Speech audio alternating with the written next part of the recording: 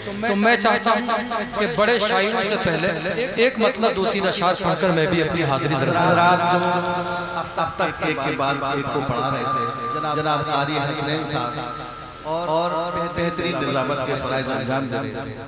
मैं एक मतला एक शेर पढ़कर उनको आवाज देता हूँ कि मोहब्बत का ठिकाना हो गया है, ये दिल का निशाना हो गया है।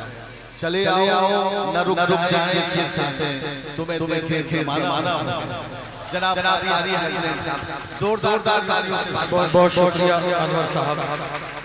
दोस्तों एक मतलब 2-3 अशार पढ़ रहा हूँ।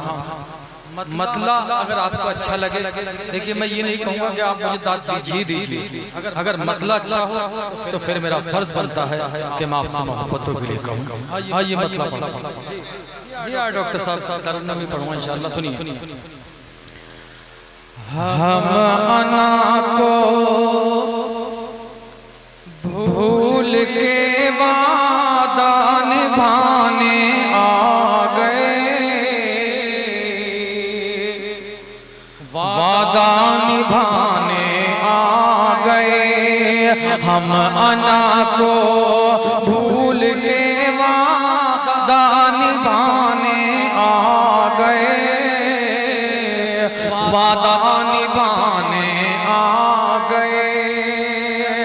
हम अना को भूल गए, हम अना को भूल गए, वादा निभाने आ गए।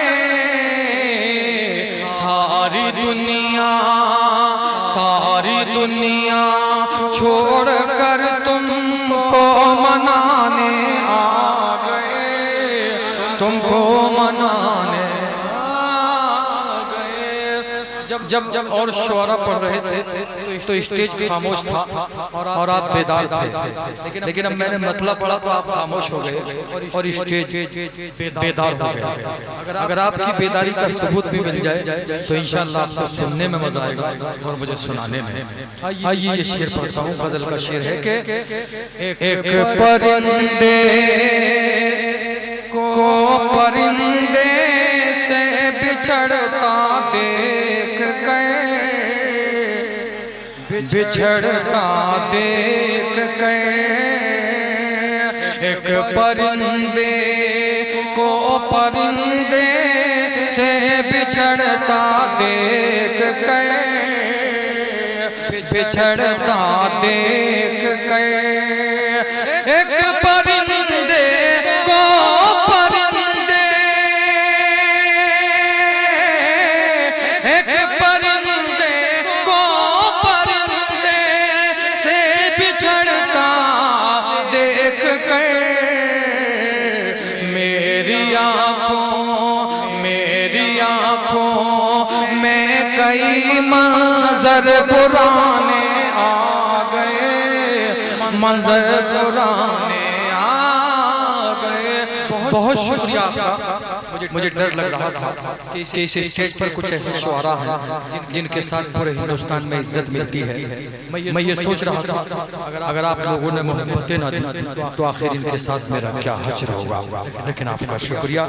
दोस्तों एक शेर पढ़ता हूँ। हमारे बहुत सारे उम्मीदवार यहाँ तशरीफ रखते हैं, लेकिन मैं इनके बारे में नहीं बल्कि कठोर के बारे में बोल रहा हूँ। शेर पढ़ता हूँ। मेरे दर पे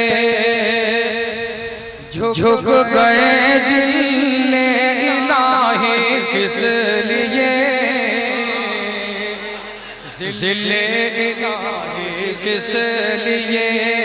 मेरे दर पे झुक गए दिल इलाही किस लिए, जिले इलाही किस लिए।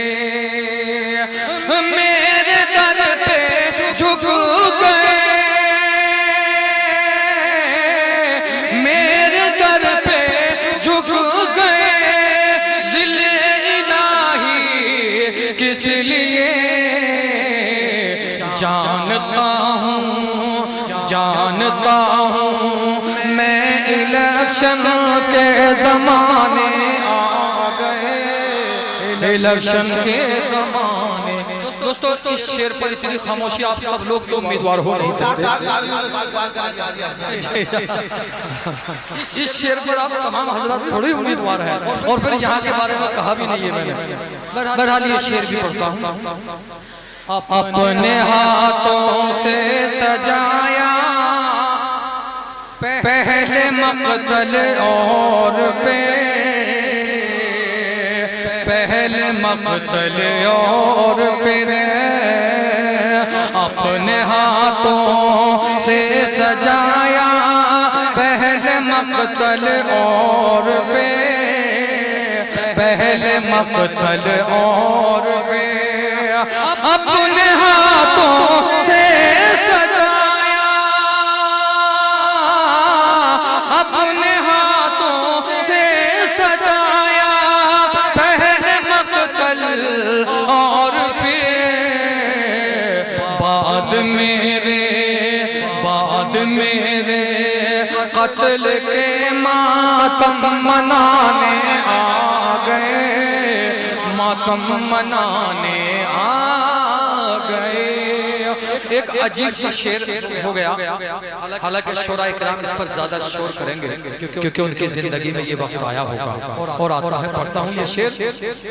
तुमको मनाने आ गए शहर में चर्चा था जिनकी शायरी का दोस्तों, शायरी का दोस्तों।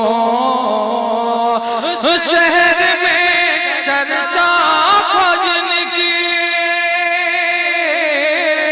शहर में चर्चा था जिनकी शायरी का दोस्तों। वो मेरे अशार खुद मुझको सुनाने आ गए, मुझको सुनाने आ गए। और दोस्तों ये जो चार मिसरे हैं, नौजवान बुजुर्ग बच्चे इंशाअल्लाह अज़ीम मुझे यकीन है कि तमाम लोगों को काम भी आएंगे और पसंद भी आएंगे। अगर मैंने सच कहा हो तो तमाम हज़रात की शिरकत चाहता हूँ। ये चार मिसरे पढ़ता हूँ। यार चाय का दौर थोड़ा सा अगर बंद हो जाए, अब चाय वालों को ज्यादा कुछ कह भी नहीं सकते, पता नहीं कब प्रधानमंत्री बनेंगे।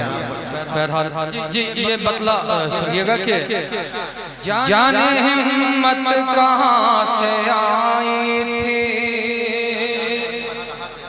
उसने सबको संभाल रखा था। जाने हिम्मत कहाँ से आई थी, उसने सबको संभाल रखा था, उसने सबको संभाल रखा था। हमसे वो बाप भी नहीं पलता, हमसे वो बाप भी नहीं पलता,